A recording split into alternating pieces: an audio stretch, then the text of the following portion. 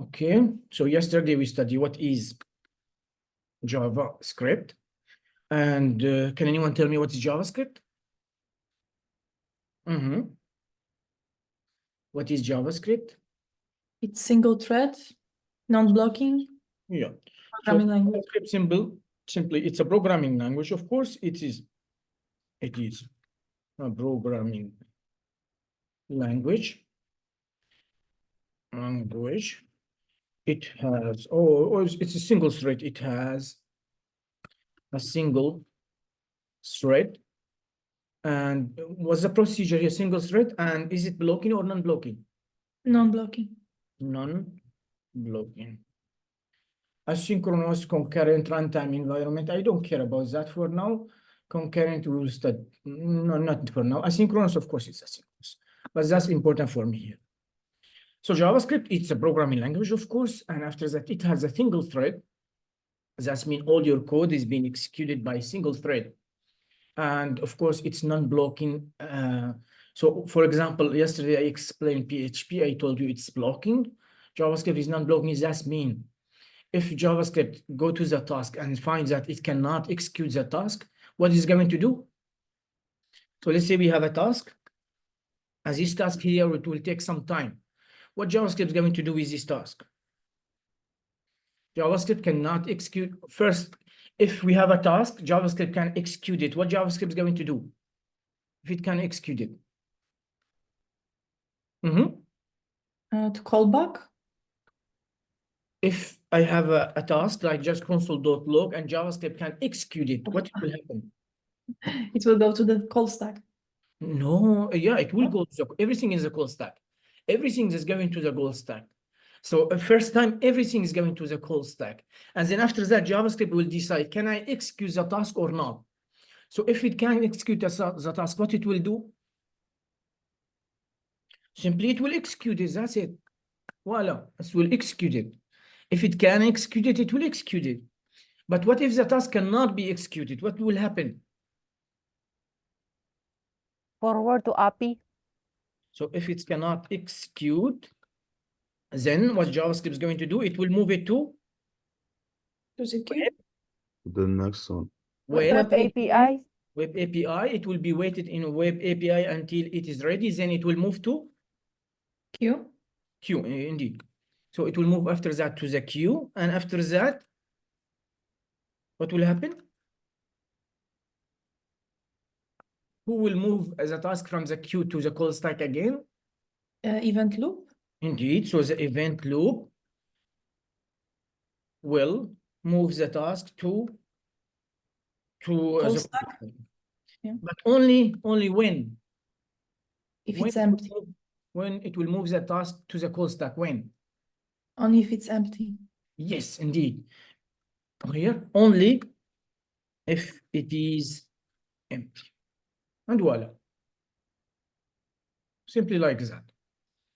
Now, single thread, we know that I told you because JavaScript has a single call stack, it's called single thread. That means there is one thread executing your code. Non-blocking, that means JavaScript, it will just evaluate. Can I execute it? If yes, it will execute it. If not, it will not stop with it. It just will forward it to the web API and it will do another task. That's what we call non-blocking.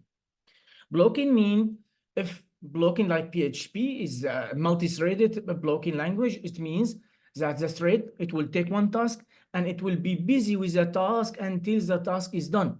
It cannot move to another task. That's what we call blocking. Is the idea clear? Yes, no? Yes. Good. Let's go to loop. Clicky. I'm just reviewing. I mean, you should know all of that, but I'm just reviewing simply here just to make sure 100% you understand it. If you have a time to watch this video, it's a good idea to watch this video. So what I'm going to do here, I'm going to remove this guy here. So as you can see here, it's a very simple task here. As you can see, we have console.log here. We have another console.log and say, let's say we have another function. So I can create another function. Let's say I will create another function. So let's say hello. An arrow function, which is say hello. It's equal to, voila. And here I'm gonna console.log. I will say hi. Hello, for example. Voila. Everything's fine. Now here, if I take this function, cut it from here, and I put it in here. Now, I want you to tell me now which line of code it will be executed first, which line of code it will be executed second, which line of code will be executed third, and so on, or which block of code it will be executed first. Yeah, One. just a second, just a second. Okay. Well, so one, it will be executed first, right? Yeah. Good. Which one will be executed second? Say hello. Yeah, but this is function. Notice that's function. I'm not calling the function here. Here, I'm just telling JavaScript, this is a function. Am I calling the function here? Am I calling this Mm. function here, or I'm just telling JavaScript this is a function? Just that is a function, but you are calling it in the line 12. Exactly. So now here, loud 12, it will be number 2. Okay? Yeah. So what will happen here, Agnieszka? All these tasks, everything, it will be moved to the call stack. Everything, it will be moved to the call stack. And here in the call stack, JavaScript, it will decide, can I execute it or not? If it can execute it, it will execute it directly. If not, it will move it to the web API until the task is ready. Then it will be moved to the queue. And then here, whenever the call stack is empty, the event loop, it just take one task and forward it to the call stack to be executed. You got the point. So the first time here, actually, this task here, the asynchronous task, they go to the call stack 2 times.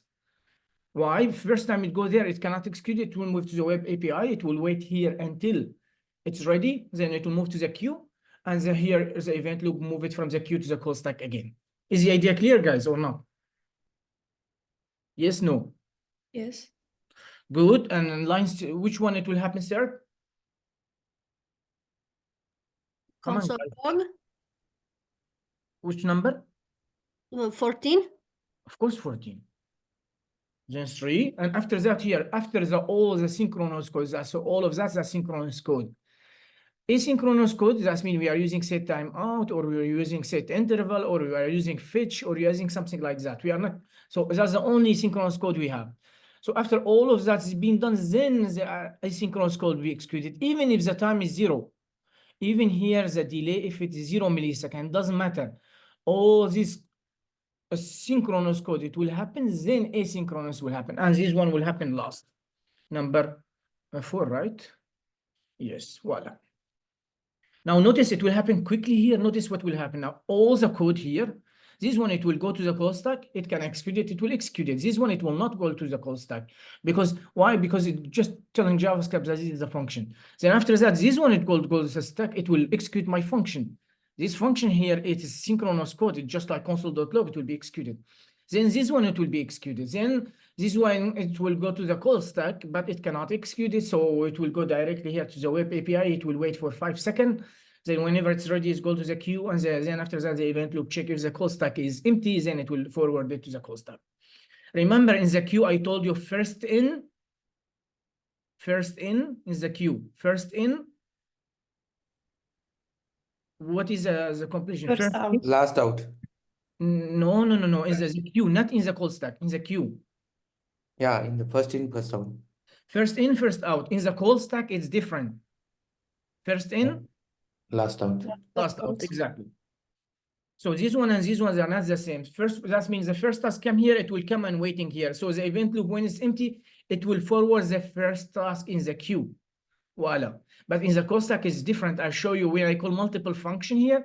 So if I have a function, it will go down. If I have another function, it will go up. So I need to finish this one, and then I go to the first function, enter the call stack. So in the queue, first in, first out. In the call stack, first in, last out. Okay, is what I'm saying is clear or not? Hello? Yes. Yes. Yes. Good. Now, notice it will happen fast. So that's my, okay, that's, I don't want it, that's really, okay, that's, she set timeout, came here and moved to here. The log is, actually, let's go to the other one here. It will be a little bit better.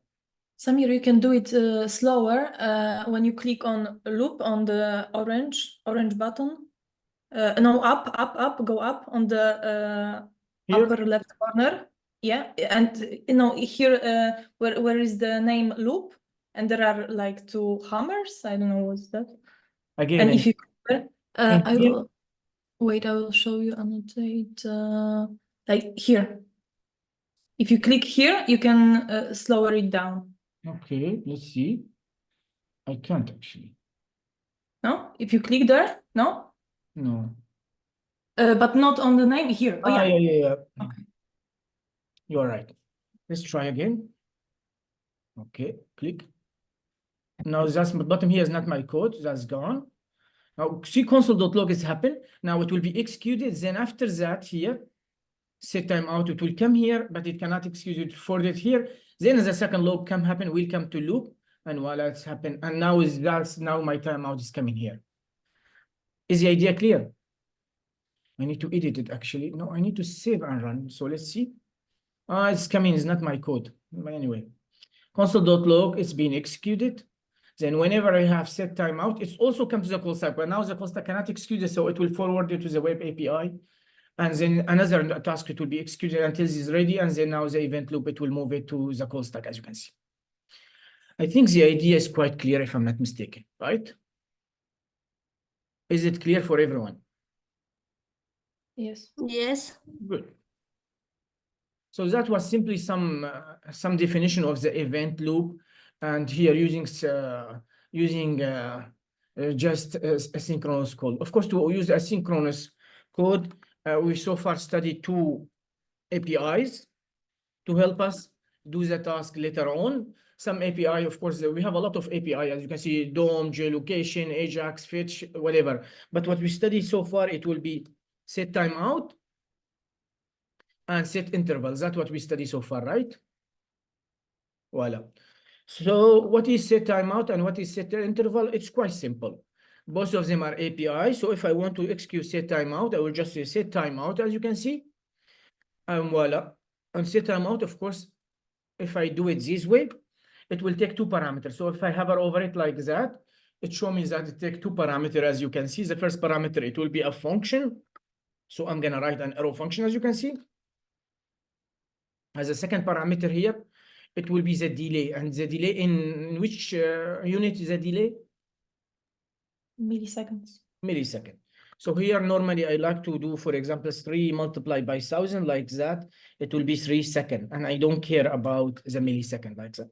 Come on, where are you? 3 multiplied by 1,000. Let me get rid of this one. That should be good. So what will happen here if I execute this code? Well, it's quite simple. This API, which is set timeout, was going to do here, it will going to wait 3 seconds. And then after this 3 seconds finished, it will just execute this function, whatever inside this function. And inside my current function here, I just have console.log hello. So it will log console.log hello. Is it quite clear? Yes, no? So let's go and see what will happen. Click. And if I open my DevTools, and now notice here, I will refresh, I will wait 1, 2, 3. Voila, hello, as you can see. So it's quite simple. So what is set timeout? Set timeout simply is an API. It takes two parameters. The first parameter is a function. The second parameter is a delay. Remember the delay in milliseconds. So it will be a good idea all the time to use this syntax. I'm using it because like that, it makes it very clear that I have 3 seconds. I don't care about the millisecond. Now, of course, if you want to, and for some reason, if you want to clear the timeout, so you don't want it to be executed, so you can use also something called clear timeout. So we have a function to clear the timeout. So I say clear. So we have something called clear timeout. Of course, clear timeout here, it need to pass or need to get something called the ID. So each set timeout or each set interval, both of them, they have unique ID. And how can we get this ID? Well, this set timeout here, if I save it in a variable, so this API return a unique ID. So I can just name it const ID. It's equal to, so now this one here, this guy, as you can see, it return a unique ID, and all I have to do, I have to just pass the ID here. And now here, this function here, it will never be executed. Why? Because here it will be waiting 3 seconds and directly it'll go here and it will clean it even before the 1 second is finished. So it will clear it directly. So let's go now and try to refresh our code. And now, as you can see, even if I waited for 20 million years, nothing will happen. Clear? Yes, no? Yes. Yes. Good. Our studies is one now. Let's do the set interval. Set interval is very close to set timeout. The only difference between them is set timeout, it happen only one time when the delay is finished, but set interval will happen repeatedly after the delay. So if I have 2 seconds, after each 2 seconds, it will happen again and again and again. So I need to stop it some time. So you need to remember that the clear set interval is happen all the time. So if I don't stop it, it will be like an infinite loop. And that's actually not good idea. So I need to run it for a certain time. Anyway, so what do I need to do now? Well, let's take an example about set interval. So I will just say set interval like that. It takes the same parameter as set timeout. So also here, as you can see, it take a function and then delay. So here for the function, I'm going to create an arrow function. Sorry. For the function, I'm going to create an arrow function, as you can see. Voila. And for the delay here, it's also in milliseconds. So what I can do here, I can just say 2 multiplied by, come on, 2 multiplied by 1,000. So that means it will be 2 seconds. And after 2 seconds, what do I want to do? Well, I want to console.log hello. Now here, of course, if I execute this code, it will happen again and again and see again and again and again and again and again. That's not what I want to. After 2 seconds, it will happen. Now what I want it to happen 10 times. Or let's say 10 times here. So if I want to log hello 10 times only and then stop it, how can I do that? Well, after 2 seconds, I will have the first hello. After the 4 seconds, so 2, 4, I will have the second one. 6, I will have the third one. And then 8, I will have the fourth one. And then 10, it will be the fifth one, and so on and so on. So when I get to 20 seconds, I need to stop it. So what I can do here, I can just use set timeout. So I want to set timeout here. Why? Because I want to stop this set interval. So I need to wait like 20 seconds. Then I want to stop it. So I need to use this set timeout. And here I can just say, for example, 20 and 21. And you may tell me why 21? Well, because simply here, each 2 milliseconds here or each 2 seconds is logging something. So if I calculate it like that, it will be 20, it will give me 10 times. And when it becomes 21, it will not give me the new console.log. It must be 22. So I'm stopping it before it reaches to the final one. And here, how can I stop it? Well, it's quite simple. This set interval also, I can save it in a variable. So this set interval API return a unique ID. I need to get this ID. So I can just say const ID, whatever the name you want to. And now all I have to do in my function here, which will be executed after 21 seconds, I can just say clear interval. I need to pass the ID, and that's it. Now here, if I go to my console.log, notice, let's refresh. Now notice what will happen. 1, 2, 3, 4, 5. Maybe I should put it 1 second. But anyway. 7, 8, 9, 10. Why 10? Stop at 10. Yes, because it's 2 milliseconds, so 10 times. Actually, I want it to 10 times, right? So because I want 10 times, it stop at 10. Voila. And here, if I say 22, it may be execute again 1 time, but I just want to execute it 10 times only. Is the idea clear, guys? Yes, no? Yes. So Sami, Yes. we want to clear the interval, we need to put set timeout always? No, it depends on you. If you want to clear it directly, so if you do that, it will clear directly. It will even nothing will log. But most of the times, that's not what I want to, right? Mm-hmm. Most of the time, what I need to run some certain times and stop it. Well, I can do something else here, Agnieszka. What I can do, I can create a button here. It doesn't have to be set timeout. So what I can do here, let me create a button. Inside this root, I will create a button. And here I will say stop me. And on bottom here, I need the ID to select it. So I will say ID BTN, for example. Voila. It's just an example, okay? So here I need to select my bottom, of course, right? So I can just say const BTN, it's equal to document dot get element by ID, right? And the ID is BTN, right? So now here I have my set interval. My set interval is running. So what I want to do here, I can add event listener to my bottom, right? BTN, add event listener.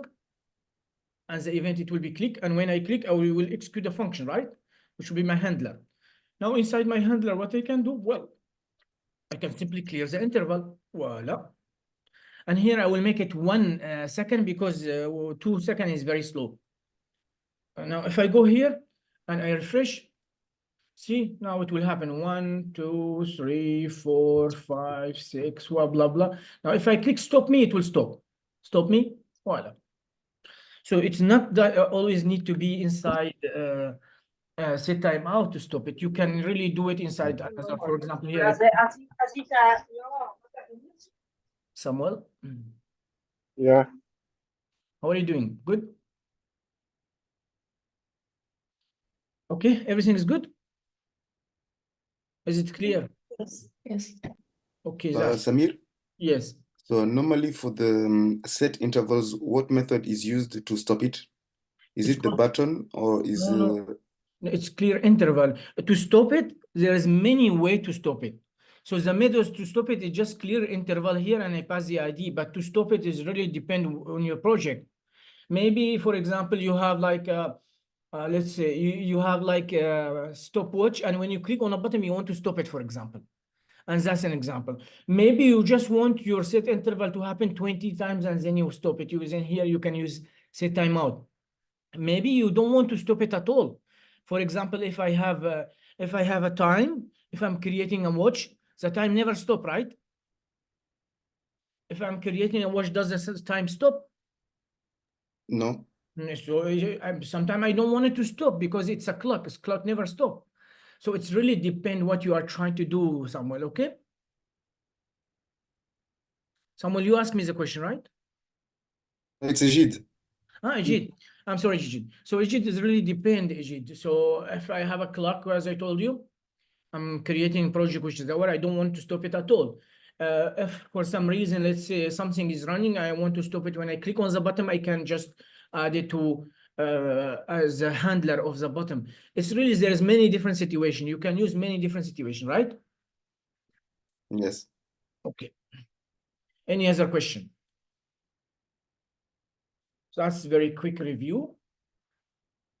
Everything should be clear actually, but anyway. So now we have something called promises. Can anyone tell me what is a promise? Can anyone tell me what is a promise?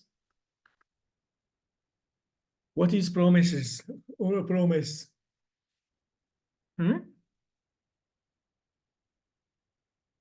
What is a promise? Well, promise is just like a normal, we have promises in life, right? Yes.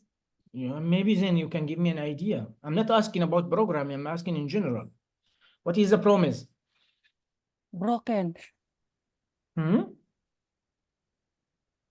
Sorry, Richard? Broken, maybe. It's Okay. when someone tells you something that will happen. Exactly. So the promise is something will happen in the near future. So for example, promises in JavaScript is just like promises in real life. I promise to do something. Of course, when I'm promised to do something, I have a different possibility. Either I'm gonna fulfill my promise, okay, or I will reject my promise. So either I'm gonna do my promise, that's what we call fulfill, or I'm gonna reject my promise. Is the idea clear? Yes. It's not programming, is that just like in life. Again, the promise in JavaScript or promises in JavaScript is just like promises in real life. You promise to do something, either you're gonna fulfill your promise or reject it. So that simply is a promise. So how can I create, so a promise, let's say something will happen in the future.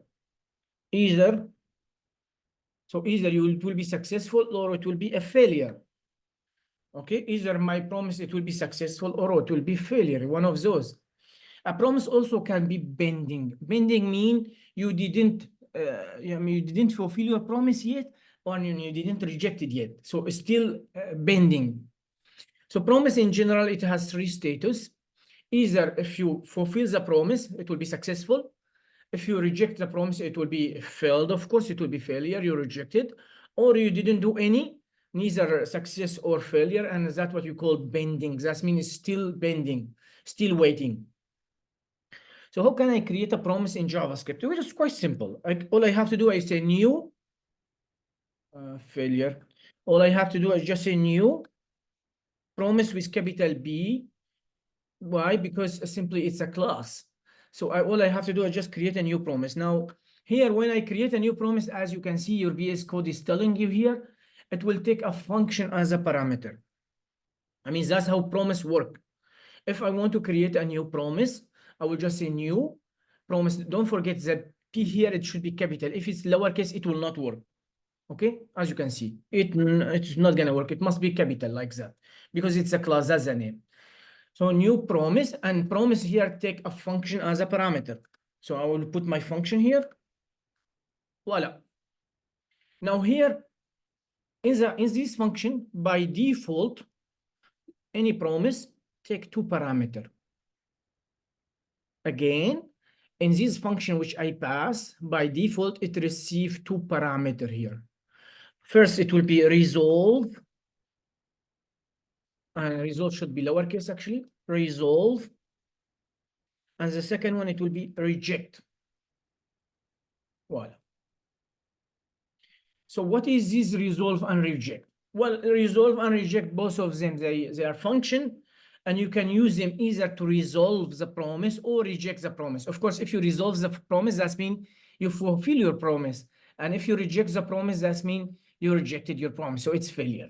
If you did not use any one of them, the promise will be bending. For example, let's log something here in my promise. I'm going to log hello, just hello from my promise, just like that. Now, what do I want to do?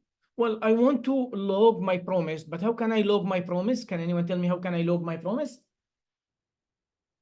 So that's my promise. How can I log it? It's not difficult. How can I log it? I Hello? can store it Sorry? in a variable, in a function, I need to store it in? in a variable. Indeed.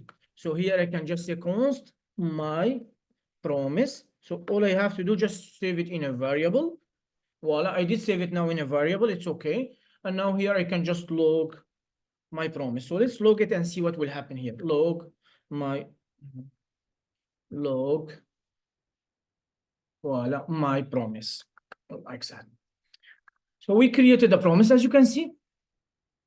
How to create a promise? Well, it's just new promise. Promise by, I mean, how the promise work? Well, it take a function as a parameter. In this function, we have two function or two parameters. If you want to call them, both of them are functions called resolve and reject. We use these two function. As you can see, it's telling me void, so it means function here, as you can see. So here, if I want to resolve my promise, that means I want to fulfill it, make it successful, I need to use resolve. If I want to reject it, I need to use this one. But now here in my promise, did I resolve it or I reject it here? Can anyone tell me in my promise here, did I resolve it or reject it? Did I resolve my promise here or I reject it? It's pending. Indeed. So here I did not resolve it and I did not reject it. Why? Because I did not use either of those. So now here, if I go to my console and I refresh, notice what's going on here. It will give me my promise and it will say bending. And if I click on these ones here, it's telling me, so what is the status of the promise? It is bending.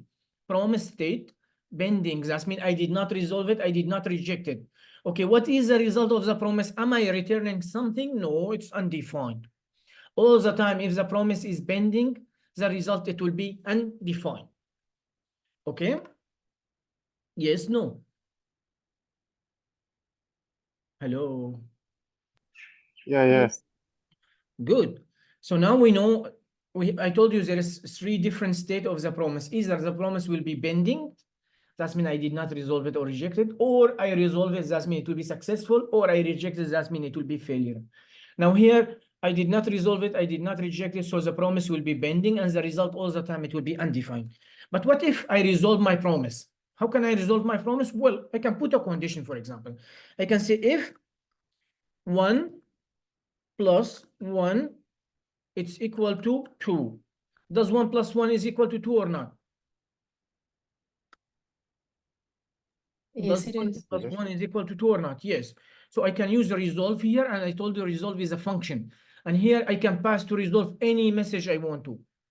I can pass number, I can pass whatever I want to here. Object, I can pass a string, but here I just pass a string here. So is that what we call the value? You can pass any data type you want to. You can pass a string, you can pass a number, you can pass an object. It's fine. Of course, if it's not the case, so I can use else, and here I can reject it.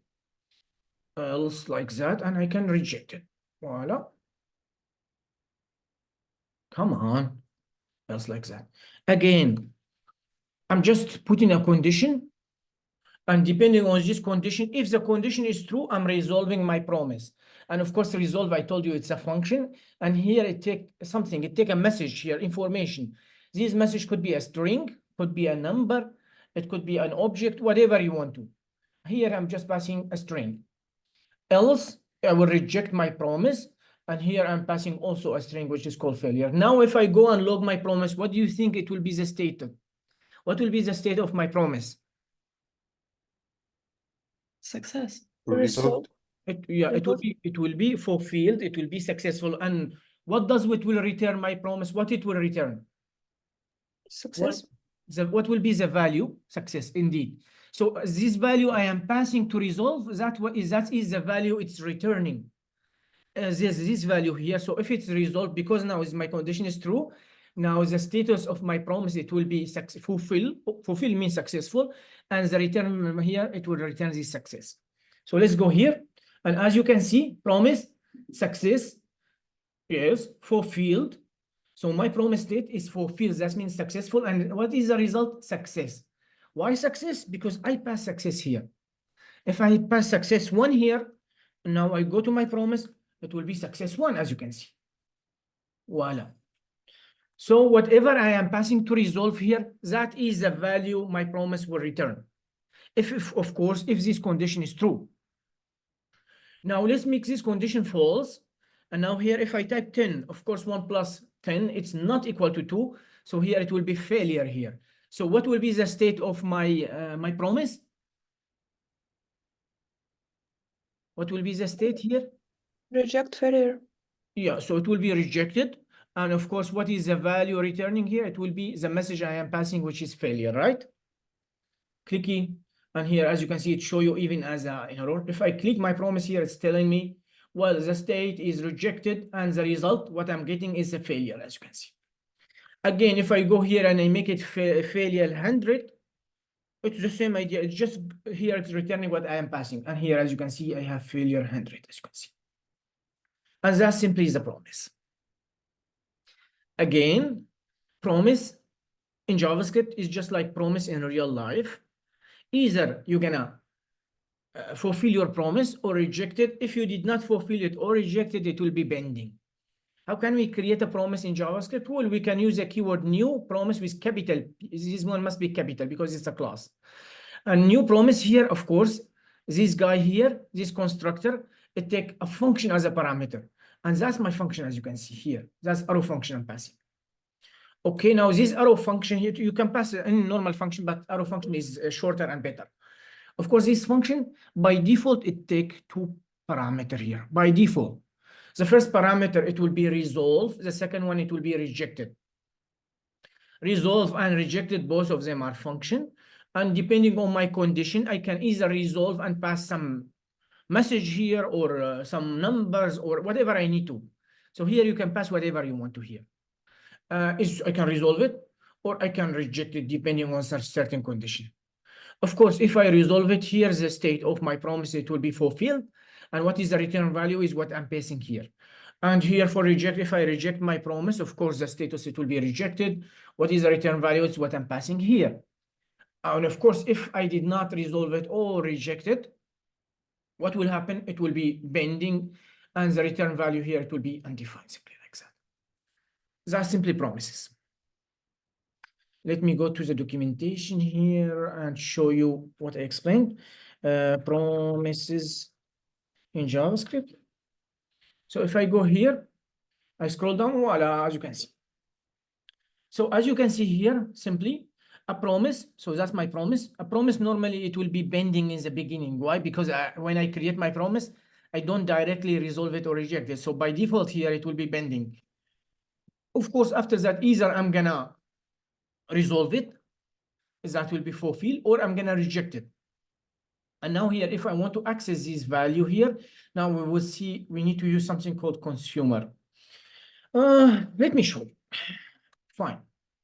Actually, before that, I need to explain something else. Is the promise here is clear? I'm trying to explain. Is this one is clear, guys? Samir, can you highlight the situation when we need to use promises?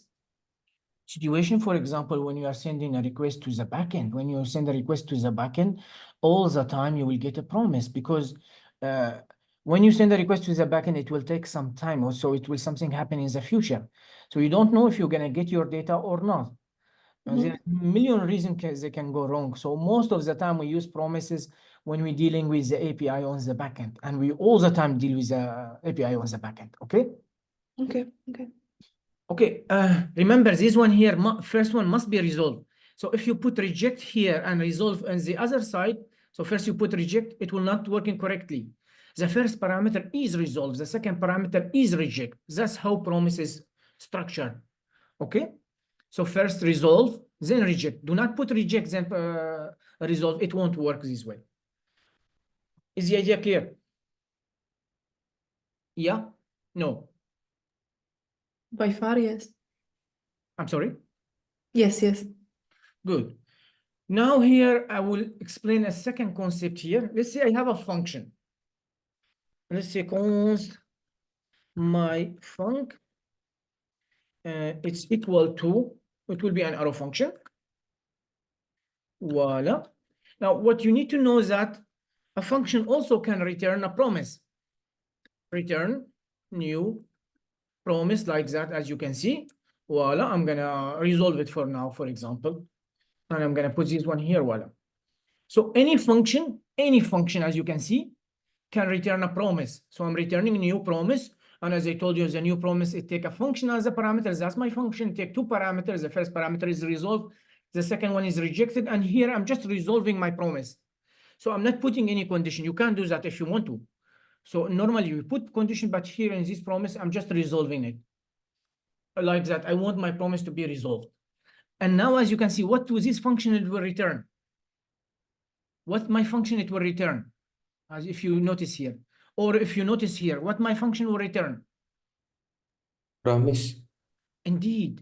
So my function here, it will return a promise. So for example, if I call my function, and now here I said my function, or I say my func, and execute the function here, my function, it will return what?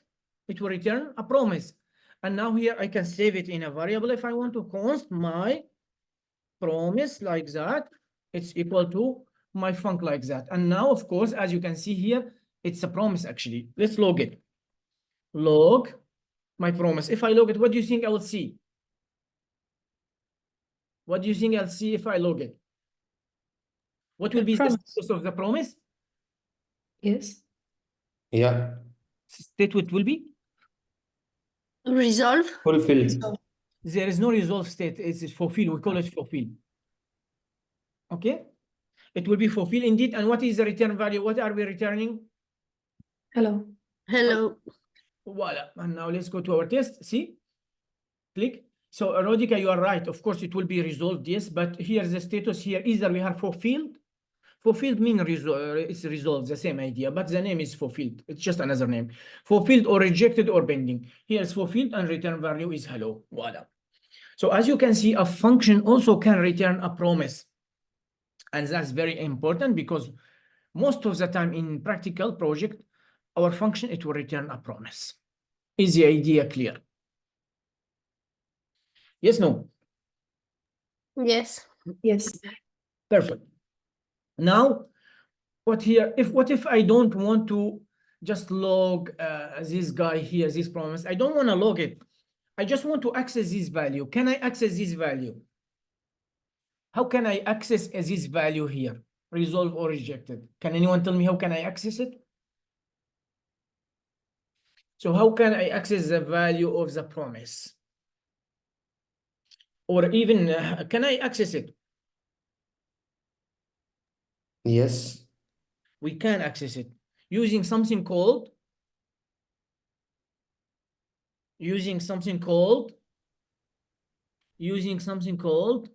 Dot then.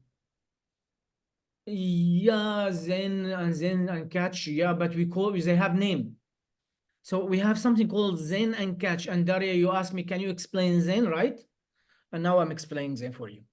Yep. Then and catch, as you can see. What do we call this then and catch? They have name. They have names, these then and catch. Consumer.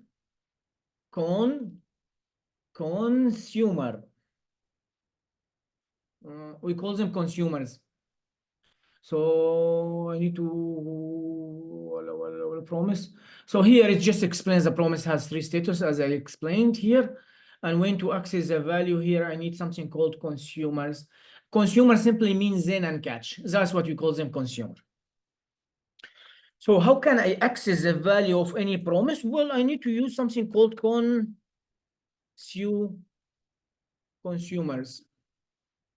So what are consumers? Well, consumers simply, they are then, and then is like that, then and dot then, actually it's dot then and dot catch. Voila. How? Okay, well, that's simple. I'm gonna take my function here. Now I want this value, right? So I'm gonna take my function here. When I execute my function, what it will return? What is my function will return? When I execute my function, what it will return? Result true. Promise. So whenever I return a promise, to access the value inside the promise, and you need to use consumer. So I can use dot then. Voila. So what the hell is this dot then? Well, dot then, it's a consumer. It take a function as a parameter. Catch, the same idea. It also take a function as a parameter. Both of them take function as a parameter. Let's put a function here, arrow function. Click. And that's my arrow function, as you can see. Voila. Of course, I can put here. So if I need to do that, I will put it here.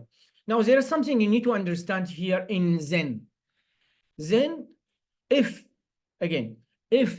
your promise is resolved, if you resolve your promise, then it will go to the then block here. But if you reject your promise, it will go to the catch block, dot catch.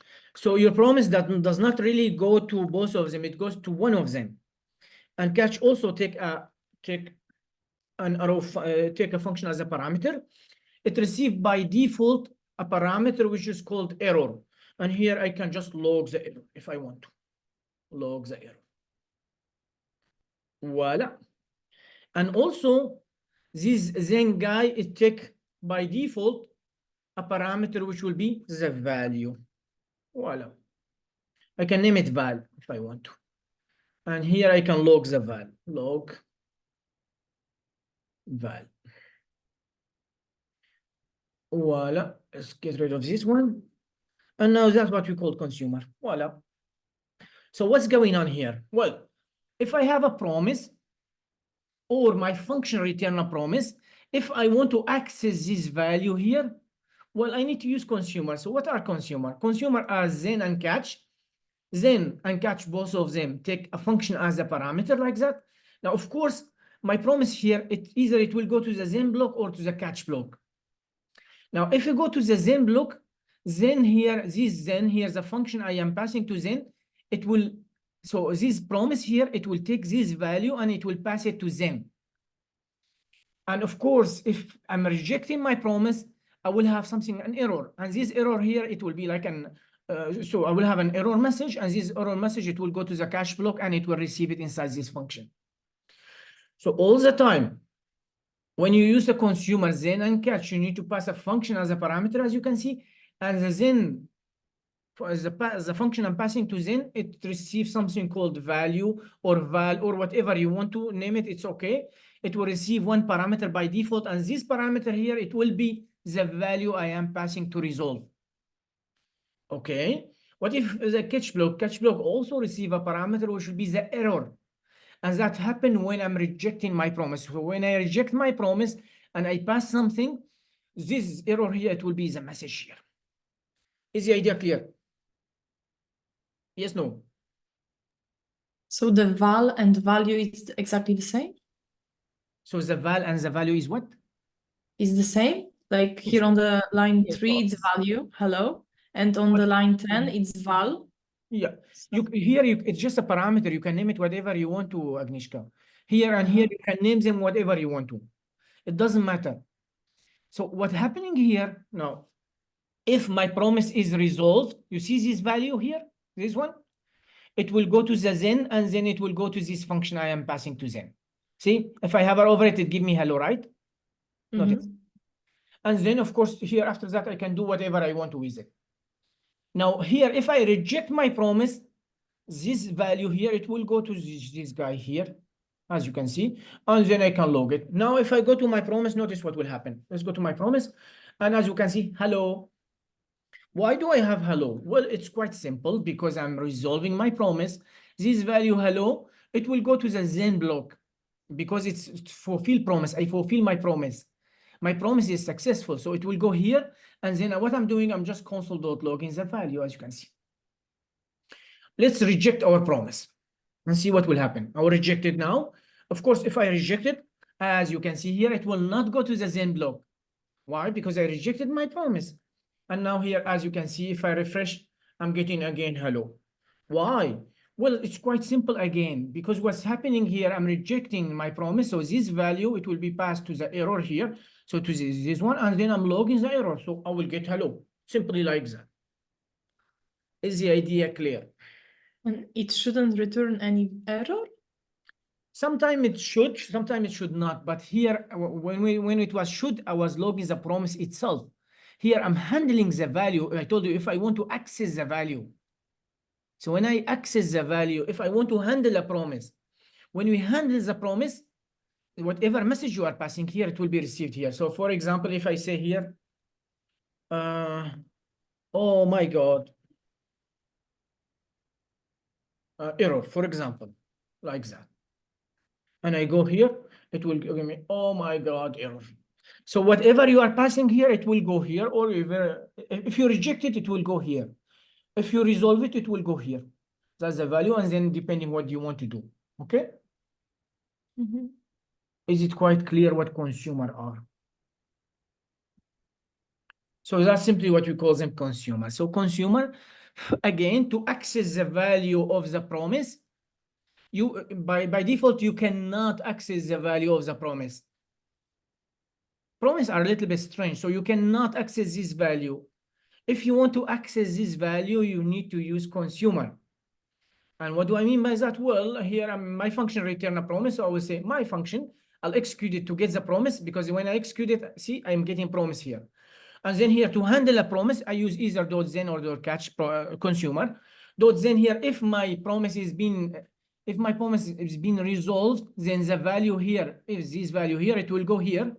And then whatever I'm doing it with it, I'm logging it in this example. If it's rejected, this value, it will go to the error. It will be here, as you can see. And then here, whatever I'm doing it. Is the idea clear? Yes, no? Hello? Yeah. Can we have another example, maybe? Maybe a real example? Yes, I will take another example. But just a small note, then you can have multiple then if you want to. So then I can do something else then. So you can have multiple then, but catch you only can have one. So then you can have multiple, but catch, you will see in the example now, but catch you can have one. So what's going on here?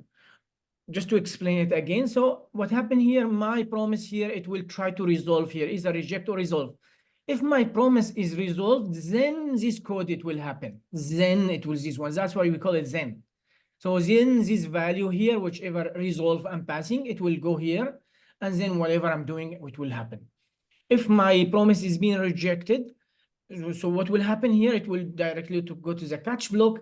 And here, whatever I'm passing to the reject, it will be the error. And then after that, whatever I want to do is the error. If I want to console.log it, actually, I should console.error, it will be much better. So you can use console.error is much better than console.log when you are dealing with errors. So console.log and console.error are similar, but console.error, see, it gives you a little bit more, Agnieszka, as you can see. So it will show you this one. Okay? Okay. It's So you better. can use console.error. Let's take another example. So now in my example, it was a function return a promise. Let's take another example. And this example, I will not create a function. I will just create a promise. New. How can I create a promise? New promise. New promise. And new promise, take what it take as a parameter? Not this one. New promise. What does the new promise take as a parameter? A function with A two function, of parameters. course. So it take a function. So I need to pass an arrow function. Voila. And of course, this arrow function, it receive two parameter by default. What they are? Resolve and reject. Resolve and reject. Okay, now let's, for example, here, put a condition here. So what I can say here, I can just say if, let's get random number. Let's just get random number here. So let's say const random. I will just name it random. It's equal to mass.random. So if you remember mass.random, what does it give me? What does mass.random return? A random number between 0 and From 0 to 1, 1 is not included. Yeah. 0 is included, of course. Now here I can put my condition and I can say if random is greater than 0.5, then I'm gonna resolve my promise. Here I'm rejecting it.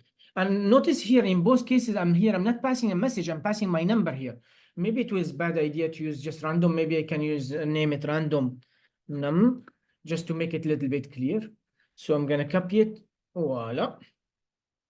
I told you here is the resolve and reject. You can pass a string, you can pass, what happened? You can pass a string, you can pass a number, you can pass an object. It's really depend on you. So, okay, fine. Samir, you can pass the template string, for example, your random number is and the Yes, random number. yes, I can do that if I want to, but for now, I just want my number here. In this Okay. example, I just want my number. Okay, let's click on this one. This one should be a random number, and now the error is gone. Cool. So now, as you can see, that's my promise, right?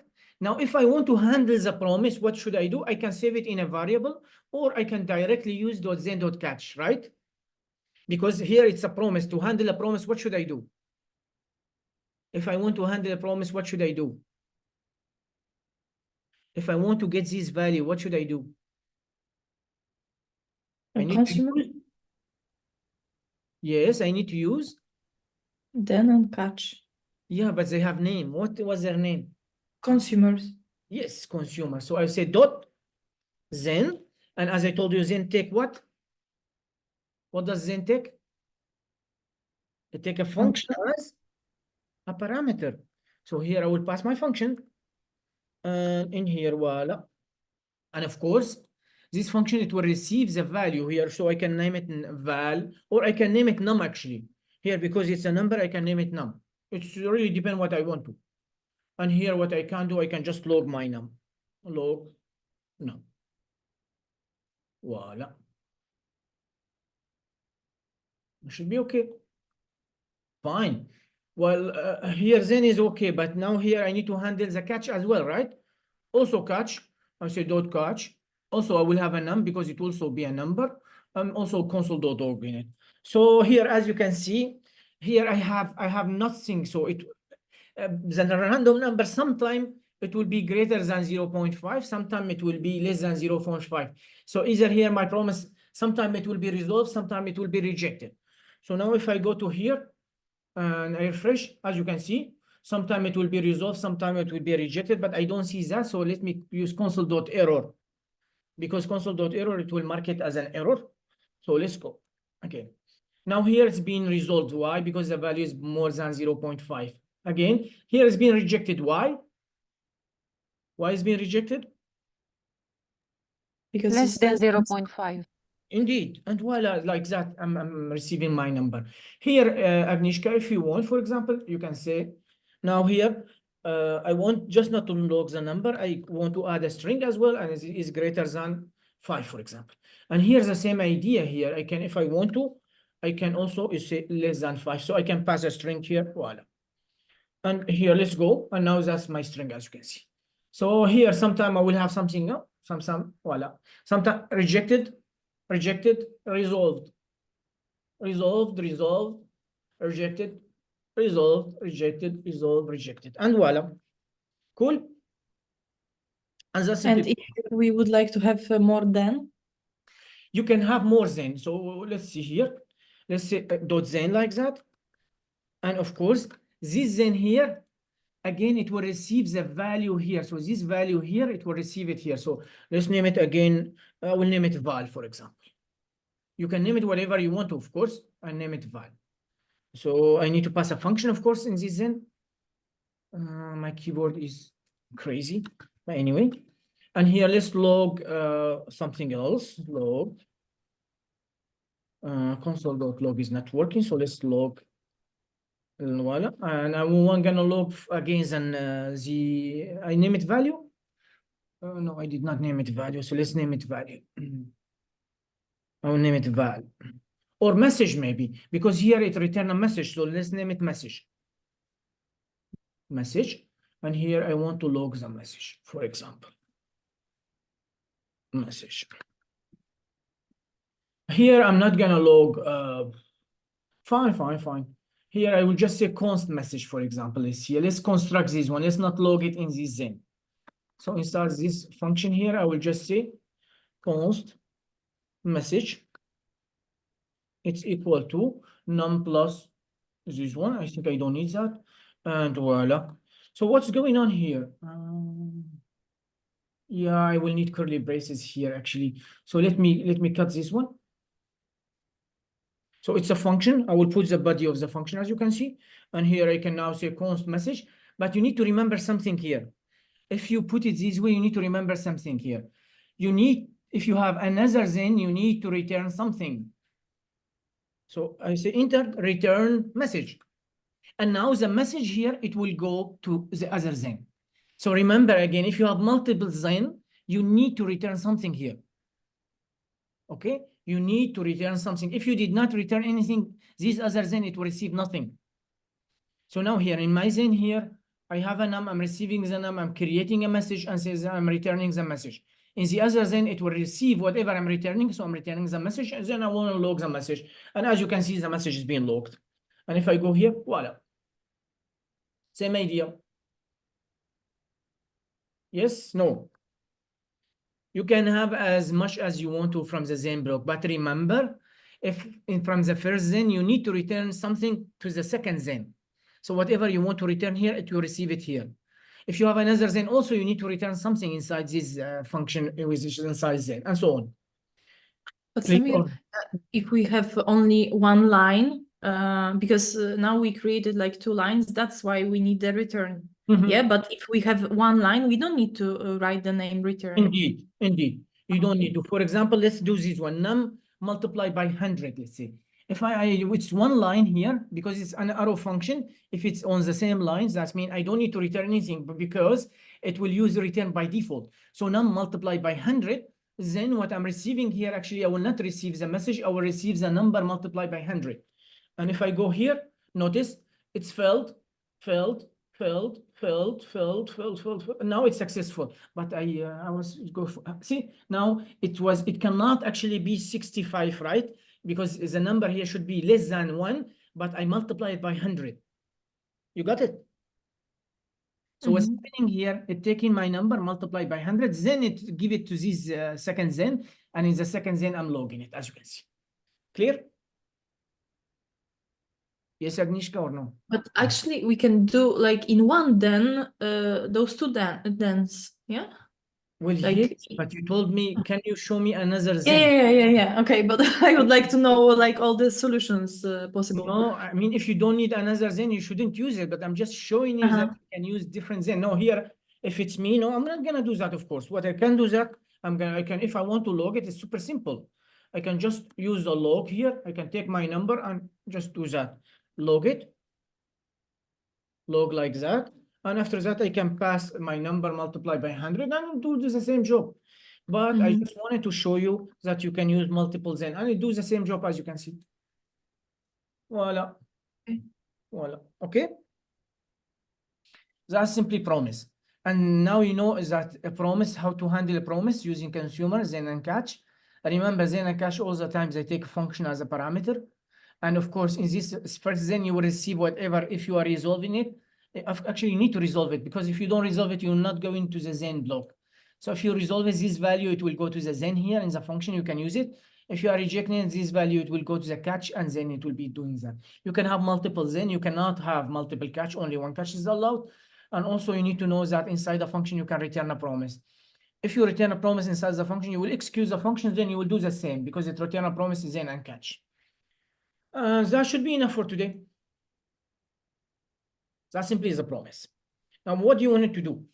What you're going to do for today, you will go to the event loop and we have promises here, as you can see, .zen.catch, just for what we study now. .zen.catch, as you can see. Voila. After that, return a promise. It will show you a function returning a promise, as you can see. Same what we studied. Delay promise. If you want to delay the promise, you can also use set timeout if you want to. For example, I don't want to resolve my promise directly. I want to wait for I don't know how many time. You can do that as well if you want to. It's normal. After that, in the promise, you have some examples how to create a promise. I've already explained it. Bending and settle. Settled mean either fulfilled or rejected. Bending still you did not reject it or fulfill it. Then the consumer, that's the consumer I just explained to you. Catch, I've explained to you. Many zen, so I have multiple zen as you can see. Resolve or reject, resolve or reject. And of course you have some exercises here. So you already know everything, I explain everything. So what I'm expecting from you to do now, you first go to the event loop. You have the promise here, read them, understand them 100%. Then if you did not finish timeout and interval from yesterday, please do it. And if you finish, you can just go to the promise here, read the example very well. Then the exercises are not too much. But I want you today to understand those very important, these 1, 2, 3. Because tomorrow project depend on this timeout actually. Is it okay? Yeah? Will we use promises in some project? No, the first project, no. But later on, yes. Okay.